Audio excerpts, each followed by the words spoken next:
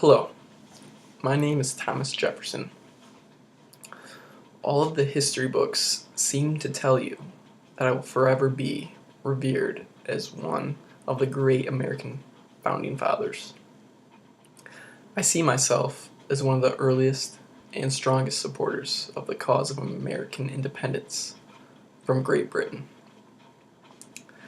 Dating back to when I was elected to the Virginia House of Burgesses in 1768, and just a year later I attended the Second Continental Congress.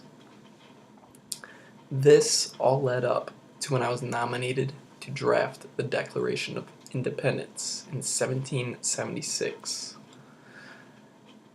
This is all well known, and today I will go on to summarize my doings as Vice President and as President.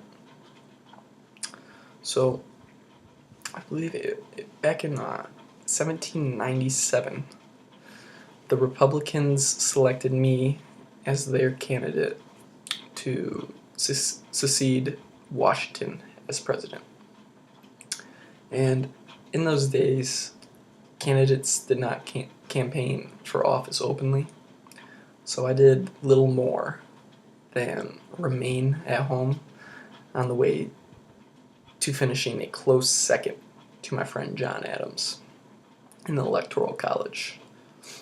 And by the rules at the time, this made me the new vice president.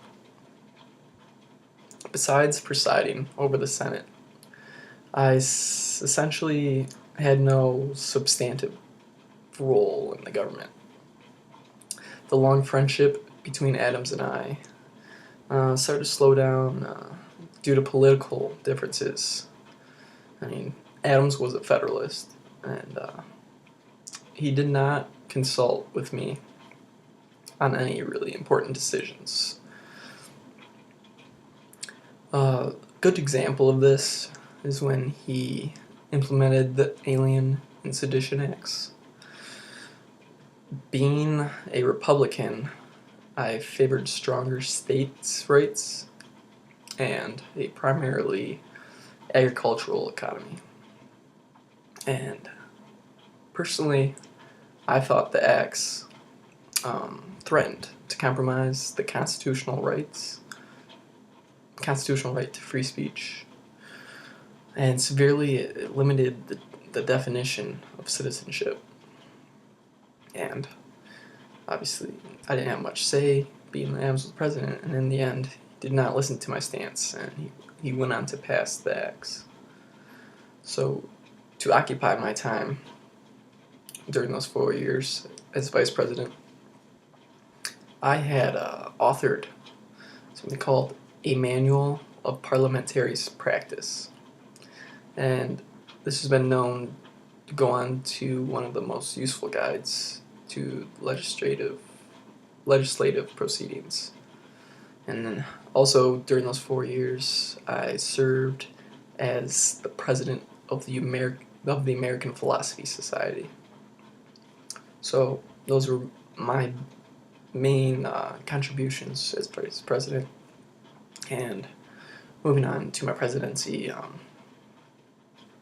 John Adams' presidency, the one I was vice president for, revealed deep fissures in the Federalist Party.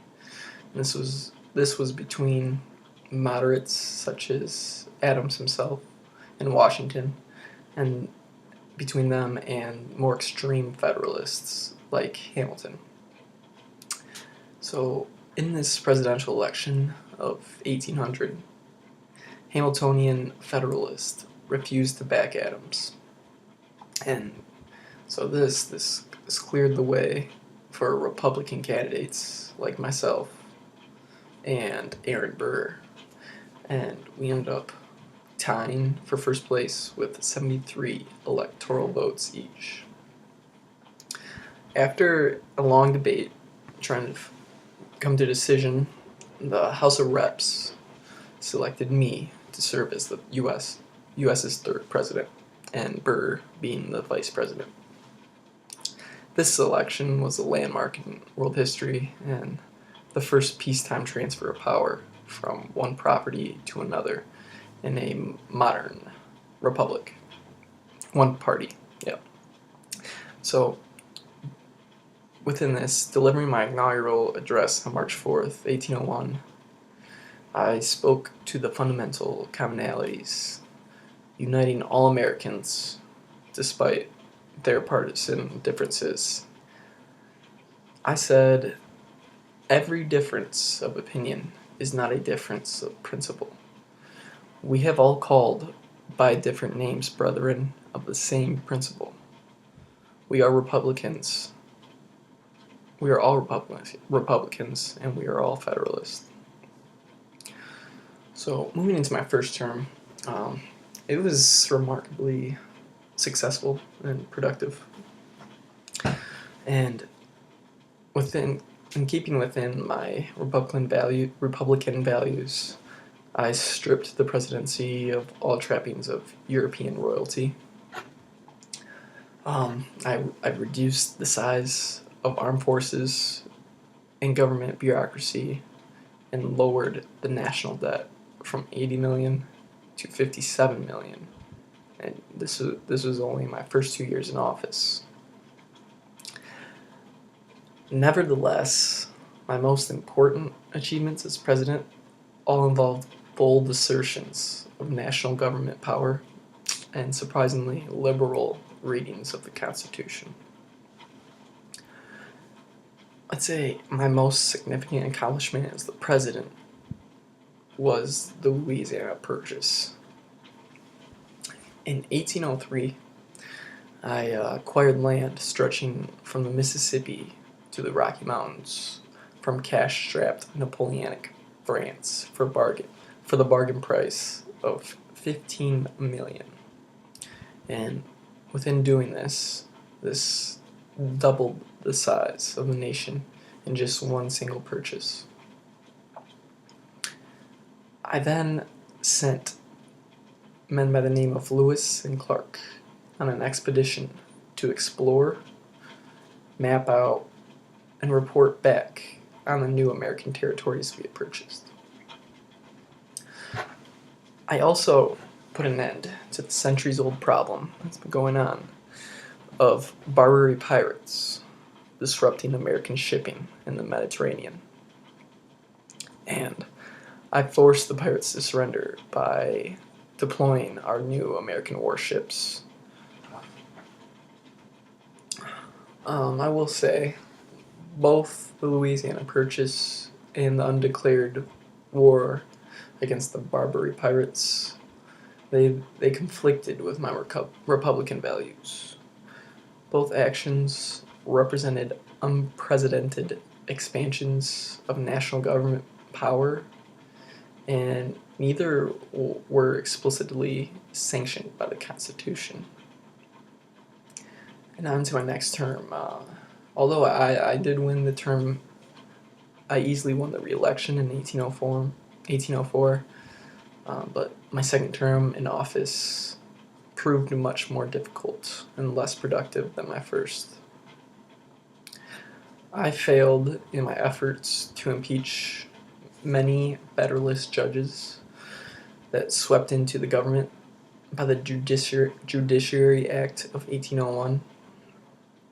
However, the greatest challenges of my second term were posed by the war between Napoleonic France and Great Britain. Both Britain and France attempted to prevent American commerce with the other power together by harassing American shipping. And Britain in particular went out after American sailors, trying to impress them and welcome them into the Britain Navy. And in response, my solution to this was passing what was called the Embargo Act, and this was in 1807. And this suspended all trade with Europe. And, this move ended up wrecking the American economy as our exports, they crashed from 108 million to 22 million. And this is almost 5 times fold, and by the time I left office in 809, the Embargo Act also led to the War of 1812, and that's when I ended my term as president. And despite ending my term on that note, I can say I believe I united a nation. You know, finding this new land. I have always strived to prove that man can govern themselves, and I always believe this new nation that we have created would be a model for all nations to follow.